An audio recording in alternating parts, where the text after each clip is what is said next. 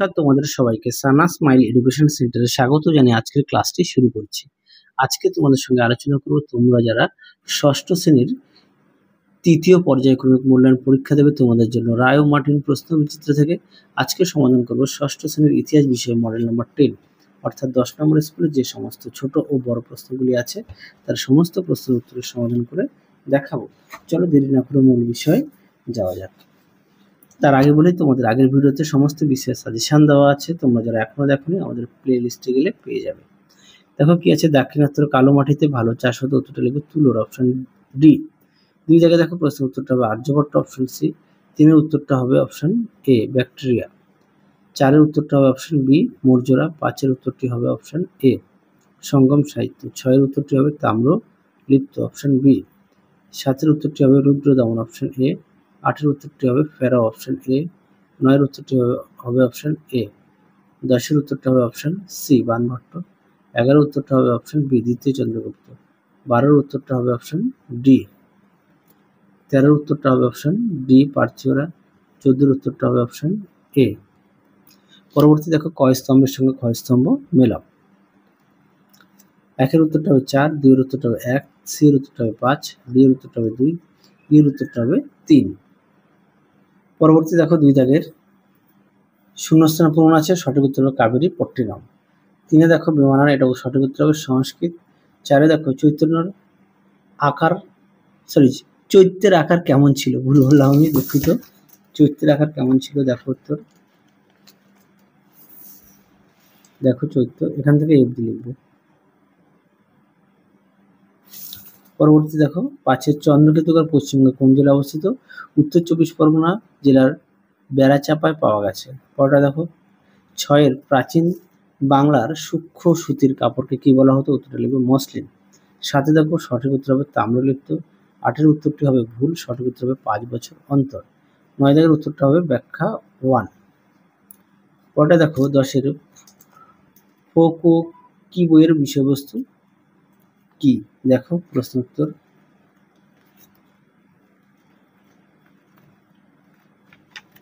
দেখো উত্তরটি এখানে লিখে দেওয়া আছে, হ্যাঁ, এখান থেকে অবধি পড়ে নিয়ে লিখবে, একদম উপরে দেওয়া আছে ফাইন। পরবর্তী দেখো কি আছে, একে আছে স্ত্রীধন বলতে কি বোঝায়, দেখো প্রশ্ন উত্তরটি।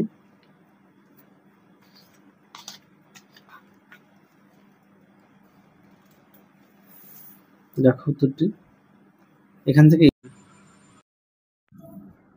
পরবর্তী দেখো দুই দাগের প্রশ্নের উত্তরটি তোমরা পাঠ্য বইতে পেয়ে যাবে 88 পেজে। আমি দেখালাম না, একটু দেখে নিও, যেহেতু প্রত্যেকের কাছে পাঠ্য বই আছে আর তোমাদের এটাই শেষ সেট, তোমরা অবশ্যই ভালো করে পড়বে। পরবর্তী দেখো মুদ্রা রাক্ষস নাটকের বিষয়বস্তু কি, দেখো এখান থেকে এফডি লিখবে। পরবর্তী দেখো 4-এ অগ্রহার বলতে কি বোঝাও, দেখো প্রশ্ন উত্তরটি।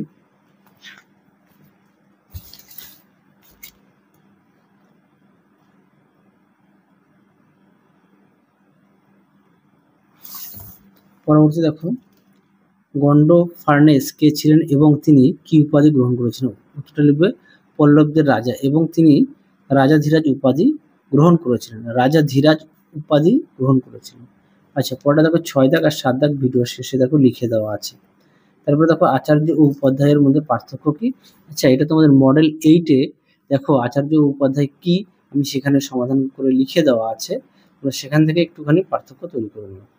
পরে দেখো কুষাণ সম্রাটরা দেবকুল প্রতিষ্ঠা কেন করতেন, দেখো প্রশ্ন উত্তর। দেখো কুষাণ সম্রাটরা কেন দেবকুল প্রতিষ্ঠা করতেন, উত্তরটি এখান থেকে এফডি লিখবে। পরবর্তী দেখো কি আছে, একে টিকা লেখক কি আছে, তাম্রলিপ্ত, দেখো প্রশ্ন উত্তরটি।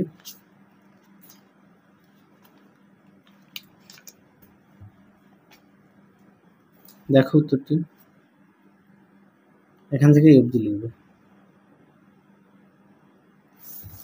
পরবর্তী দেখো, আচ্ছা এই প্রশ্ন উত্তরটা আগের ভিডিওতে দেখানো আছে। পরবর্তী দেখো প্রাচীন ভারতের পরিবেশ চিন্তা কেমন ছিল?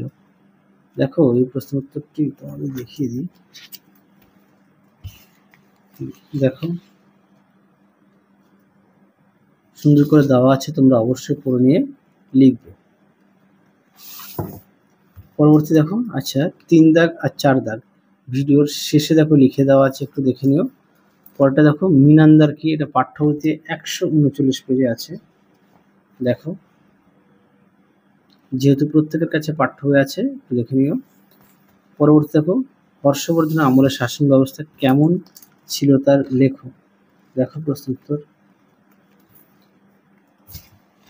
দেখো হর্ষবর্ধনের শাসন ব্যবস্থা কিরকম ছিল, তোমরা অবশ্যই পড়ে নিয়ে লিখবে। পরবর্তী দেখো মিশরকে নীল নদের দান বলা হয় কেন, খুব গুরুত্বপূর্ণ একটা প্রশ্ন, তোমরা অবশ্যই ভালো করে পড়বে। দেখো উত্তরটি।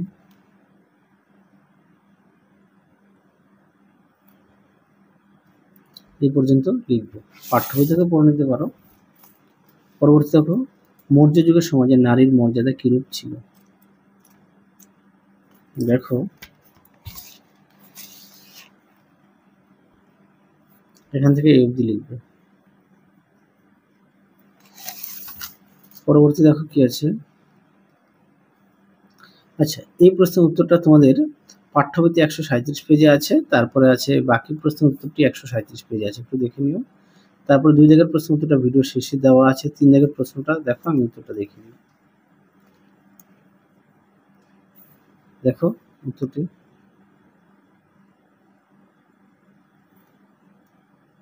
আশা করি দেখে নিয়েছো। পরবর্তী দেখো এই প্রশ্নটা ভিডিও শেষে দেখো লিখে দেওয়া আছে।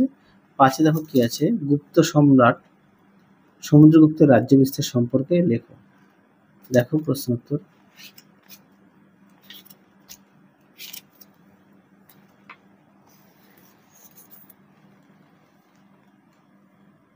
তোমার উত্তরটি এখান থেকে লিখবে, এই পর্যন্ত লিখবে। যে প্রশ্নগুলো বাকি ছিল 3-6 দক্ষিণ ভারতে তামিল ভাষায় সাহিত্য রচনা কোন সময় শুরু হয় এবং কোথায় তামিল সাহিত্য সম্মেলন হয়েছিল। দেখো তার উত্তর। 3-6 দাগের প্রশ্ন।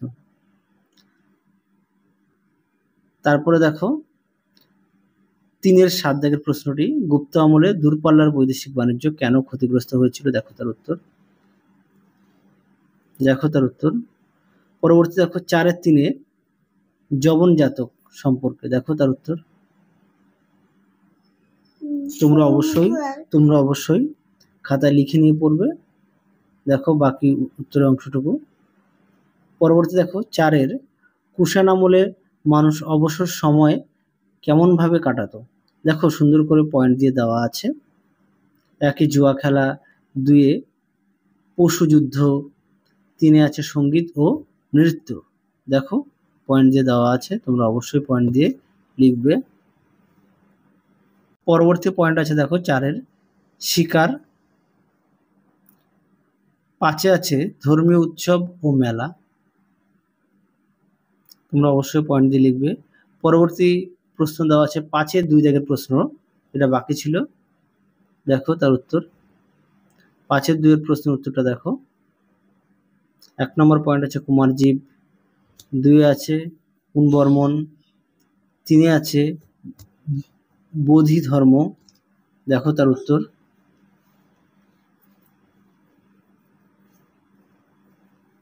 পরবর্তী দেখো 4 শক, পল্লব এবং শক সাতবাহন বিরোধ সম্পর্কে আলোচনা করো। দেখো তার উত্তর, সুন্দর করে দেওয়া আছে, দেখে নিও তার উত্তর।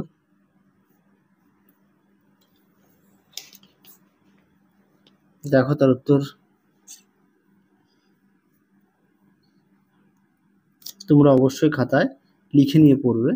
তাহলে চলো আজকের মতো এখানেই সমাপ্ত করছি। আবার দেখা হবে খুব শীঘ্রই তোমাদের পরবর্তী ভিডিওতে। তোমরা সবাই সুস্থ থেকো, ভালো থেকো। আজকের মতো টাটা।